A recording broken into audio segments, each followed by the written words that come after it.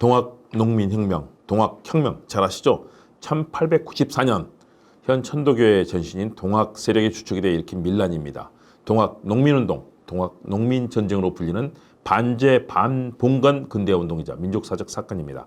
가보년에 일어나 가보 농민전쟁, 동학정신에 기반을 뒀다고 해요. 동학난, 동학혁명, 동학혁명운동 또는 동학농민전쟁이라고도 불립니다. 1894년 1월 봉건적 수치 체제에 대한 모순에 대항해서 거부 농민 봉기에서 시작됩니다. 양반이자 사상가인 최재호가 창시한 동학의 개념은 인간의 존엄성 존중을 바탕으로 하는데요. 당시 대부분 농민들은 조선 말기 순조 시대부터 시작된 세도정치, 또 탐과 놀이의 수탈에 시달리고 있었습니다. 그래서 많은 사람들이 인내천 사상이 중심인 동학과 함께 국가와 관리에 대한 대중적인 불신, 농민의 분노로 인한 이 표출이 이루어지면서 드디어 혁명이 발생하게 됩니다. 첫 봉기 이후 전봉주는 무장에서 손아종 갱계남과 함께 4천여 명의 농민군을 조직하고 탐과 놀이의 숙청 그리고 보국강민을 위해 일어서자는 내용의 창면을 발표했습니다. 1894년 6월 일본군이 왕궁을 점령하고 괴합파의 연립정권을 수립시키자 동학농민군의 지도부는 삼내에서 재봉기합니다. 남접, 북접 연합군은 일본군의 우세한 활약을 견디지 못해 패퇴하고 말았지만 우리 역사는 한국사 전체를 통틀어서 가장 중요한 민중의 힘을 보여준 혁명 중의 혁명으로 기록합니다. 동학농민혁명 2023년 유네스코 세계기록유산으로 등재될 정도로 전 세계의 주목도 받습니다. 먼저 포고문을 살펴봅니다. 1차 농민전쟁은 1894년 3월 20일 전라도 무장에서 포고문을 발표하면서 시작됩니다. 상대적으로 지금까지 소홀하게 취급됐지만 농민군의 생각과 행동을 이해하는 데 매우 중요한 의미를 가진 문서입니다. 동학 포고문. 사람이 세상에서 가장 귀한 것은 사람에게 인륜이 있기 때문이다. 군신과 부자의 관계는 가장 큰 인륜이다. 임금이 어질고 신하가 충직하며 아버지가 자유롭고 아들이 효성스러운 뒤에야 가국이 이루어지고 끝없는 복이 미칠 수 있다. 지금 우리 임금께서는 어질고 효성스러우며 자유롭고 총명하며 슬기롭다. 현량하고 정직한 신하가 밝은 임금을 보좌한다면 요순의 덕화와 한 문제와 경제 치세를 날짜를 손꼽으며 바랄 수 있을 것이다. 그러나 학정은 날로 더해지고 원성이 이어지고 군신의 의리와 부자의 윤리와 상하의 분별이 드디어 무너져 남아있는 것이 없다. 관자가 말하기를 사유, 예의, 염치가 베풀어지지 않으면 나라가 곧 망한다고 했다. 바야흐로 지금의 양상은 옛날보다 더욱 심하다. 공경으로부터 방백, 수령에 이르기까지 국가의 이틀음을 생각하지 않고 단지 남몰래 자신을 살찌우고 재집을 윤택하게 하는 계책만 생각하여 배설아치를 뽑는 일을 재물이 생기는 일로 여긴다. 과거 보는 장수를 온통 사고 파는 장터로 만들었다. 허다한 재화와 뇌물이 국고로 들어가지 않고 또 도리어 개인의 창고를 채우고 있다. 국가에는 쌓인 부채가 있는데도 갚을 방도를 생각지 않고 교만하고 사치하며 음탕하게 노는데 거리낌이 없어서 온 나라가 어육이 되고 만 백성이 도탄에 빠졌다. 참으로 지방간들의 탐악 때문이다. 어찌 백성들이 공공하지 않을 수 있겠는가. 백성은 나라의 근본이다. 근본이 약해지면 나라가 멸망한다.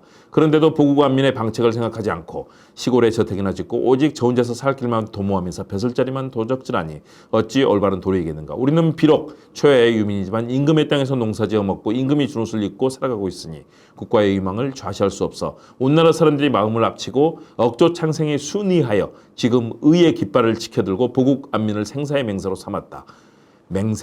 금일 이러한 광경은 비록 놀랄 만한 것이지만 절대로 두려워하지 말고 각자 자신의 생업에 편안히 종사하여 모두 태평성들을 축원하고 다 함께 임금의 교화를 누릴 수 있다면 참만 다행이겠다. 이번에는 농민군의 4대 강령을 살펴봅니다. 첫째, 사람을 함부로 죽이거나 백성의 재물을 빼앗지 말지어다. 둘째, 충과 효를 모두 온전히 하며 세상을 구제하고 백성을 편안케 할 것이다. 셋째, 외적과 오랑캐를 몰아내고 나라의 거룩한 길을 밝힐 것이다. 넷째, 군사들을 이끌고 한양으로 진격하여 권귀들을 모두 멸할 것이다. 대단하죠? 나라에 대한 충성심, 또 민중을 사랑하는 마음이 드러납니다. 사발 통문에 적힌 내용도 읽어봅니다.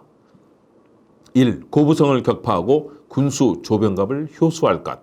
2. 무기창고와 화약고를 점령할 것. 3. 군수에게 아첨하여 백성을 괴롭힌 탐관 오리들을 처단할 것. 4. 전주 가명을 함락하고 한양으로 직행할 것. 백성들의 피맺힌 목소리가 들립니다. 1894년 5월 4일 거부군 백산면에서 봉기 당시 전봉준이 발표한 경문 한번 읽어볼까요? 우리가 을을 들어 이에 이르니 그 분이가 단연코 다른 데 있지 않냐고 백성들을 도탄 중에서 건지고 국가를 반석에 두기 위함인데 안으로는 탐악한 관리의 머리를 베고 밖으로는 횡포한 강적의 무리를 몰아내고자 한다. 양반과 부의 앞에서 고통받는 민중들과 방백 수령 밑에 굴욕받는 아전들은 우리와 같이 원한이 깊은 자다. 조금도 주저하지 말고 이 시각으로 일어서라. 만일 기회를 잃으면 후회를 하여도 미치지 못하리라.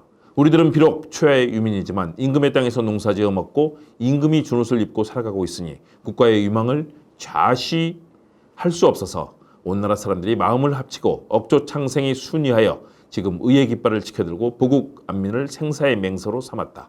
금일이란 광경은 비록 놀랄 만한 것이지만 절대로 두려워하지 말고 각자 자신의 생업에 편안히 종사하여 모두 태평성들을 축원하고 다 함께 임금의 교화를 누릴 수 있다면 참만 다행이겠다.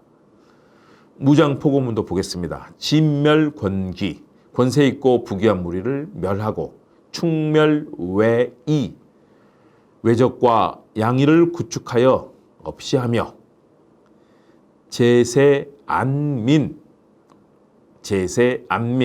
세상을 구원하고 백성을 편안케 한다. 동학농민혁명은 결국 패했지만 또 실패했지만 투쟁 과정을 통해서 농민 대중에게 봉건 지배층과 일본 침략 세력의 본질을 알게 했던 위대한 사건이었습니다.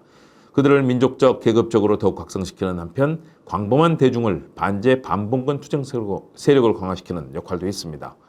반봉건이라는 사회구조적인 개혁을 목적으로 당시 국민의 대부분을 차지하던 농민이 주축이 되어 지배계층의 저항에 일어난 조선시대 최대 항쟁이었습니다. 외세의 개입에 반대해 자주적인 독립을 구축하려고 시도했던 혁명적 운동으로서 그 정신은 일제강점기 중 3.1 정신으로 계승됐고 군주민수의 교훈을 남기면서 4.19 혁명, 5.18 혁명으로 촛불혁명으로 이어집니다. 동학농민혁명 정신을 계승해서 폭정과 국민탄압을 극복하고 민주주의와 평화가 넘치는 살기 좋은 한반도를 만드는 것이 바로 21세기를 사는 우리들의 의무이고 책임입니다. 민주주의와 평화 함께 만들어야 되겠죠. 동학농민군들, 일본군의 패퇴에 결국은 전봉준 등이 참수당하고 동학은 시대의 뒤로 사라졌습니다. 그러나 그 정신은 우리에게 남아 있습니다. 동학정신, 반드시 우리가 폭정을 극복하고 민주주의와 평화를 달성해야 될 과제를 남겨준 위대한 사건이었습니다. 동학농민정신, 포고문, 또 창의문, 경문 다 같이 공부하면서 읽어보시면 좋을 겁니다. 여러분 감사합니다.